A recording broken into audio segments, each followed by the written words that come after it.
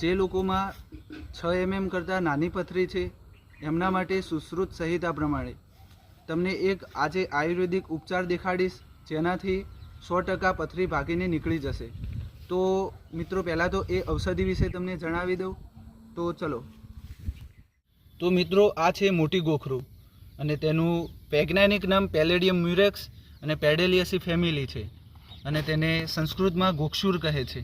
સુશ્રુત સંહિતા ચિકિત્સાશાસ્ત્ર પ્રમાણે ત્રિકંટકસ્ય ચૂર્ણેન બીજમાક્ષિક સંયુક્તમ આવિક્ષીરેણ સપ્તાહ અસ્મરીભેદન પરમ। તો મિત્રો તમારે આ રીતે ગોખરુના ફળ લઈ લેવાના છે અને પછી તેને સૂકવીને તેનું ચૂર્ણ બનાવી લેવાનું છે।